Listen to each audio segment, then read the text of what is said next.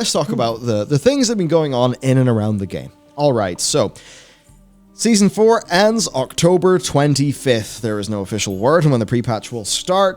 That leak, which had been correct on just about everything so far, did suggest also the 25th, which certainly could be interesting. Yeah, there's one thing I thought was interesting where, yeah, you actually have it there. Shadowlands Season 4 Mythic Plus. The current season of Mythic Plus content will end with the start of regional maintenance. Not, here the next season will begin or an after season will begin. The current season of Mythic Plus content will end, which to me implies that pre-patch comes. Oh, the old dungeons aren't Mythic Plus anymore, the way they are. Grimrail's not Mythic Plus anymore, which means pre-patch, right? Just the way, maybe I read it weirdly. Yeah, no, I just read it. yeah. The way it's worded makes me think pre-patch. Could be the other way, but yeah.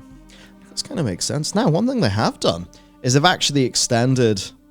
No. They've extended the Keystone Master mount until Dragonflight launch. Yep.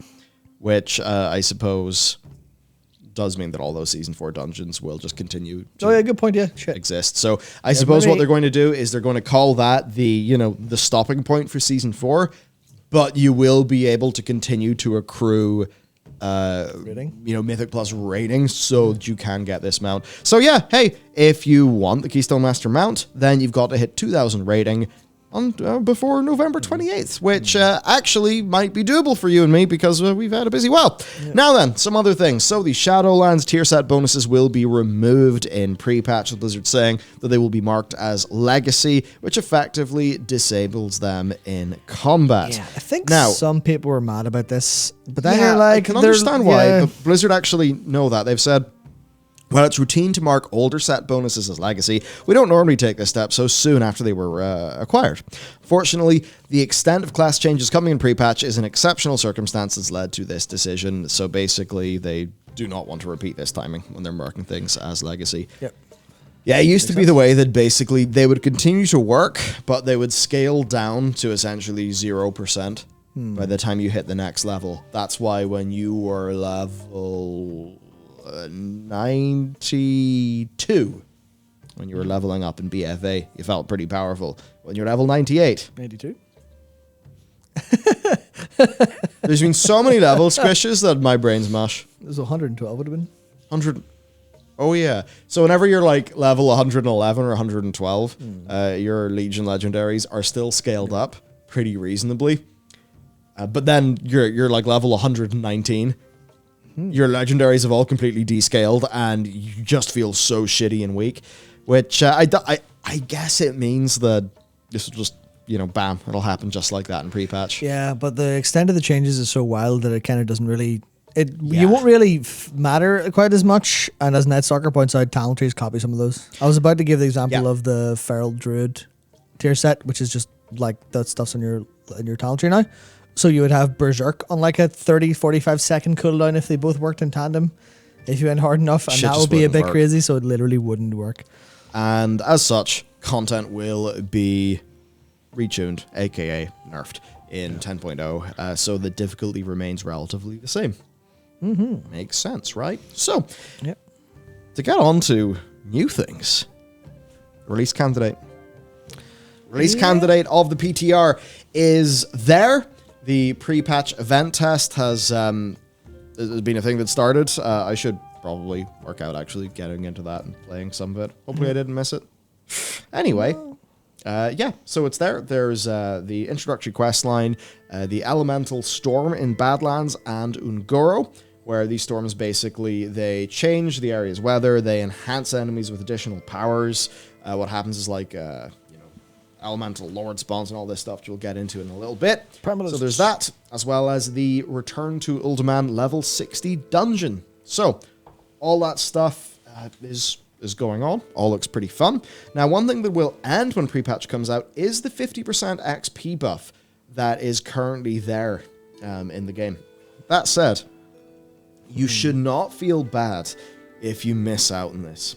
And the reason why is that whenever pre-patch comes out, it's officially Dragon Isles.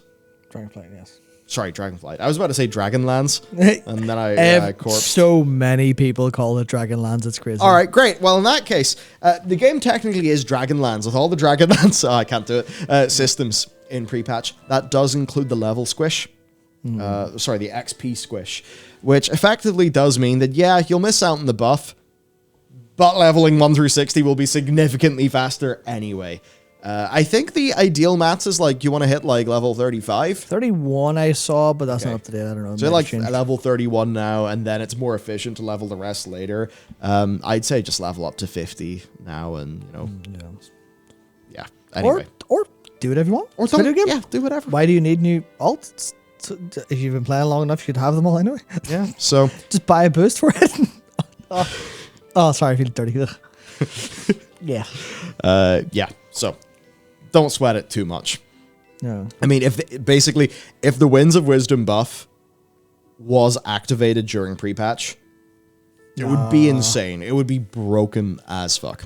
Yeah. Now, another thing, Season 4 PvP BOA gear chest added, which, of course, this late into the game basically doesn't matter, but if you've got 1400 rating and you have a whole bunch of spare conquest, you can just make those BOA boxes. Get your gear for leveling now.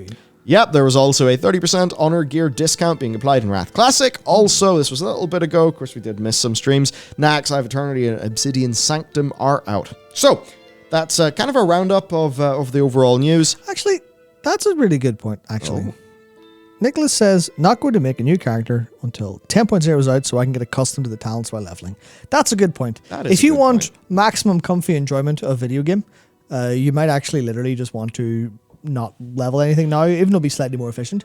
Just play during pre-patch to get like the early experience of leveling up with talents. Because what I've noticed is, and I haven't done anything because you can't create like a low level on, you could on PTR, but I haven't done that. On Bitum, you can only make like whatever. So I've noticed the leveling from 60 to up to 70 actually feels really good. Some of that's because the weighting of your talents is really high towards the end, so you usually get something big and meaty when you get another talent, like another Spectre talent point level. But it actually is like, it feels like some of it's accidental, some of it's just because you get stuff, and that's fine. And there's probably going to be like some really grim downtime for like some levels on some specs because it's mostly designed for endgame. But the talent trees do feel good to level through as far as I can experience. Yeah. As far as I think, like, oh yeah, that's like you get a new tool or a new fun thing. Almost in the same way it is now, but a little bit more choice to it. I think that'll actually be quite fun, I think. Yeah, no, some good stuff.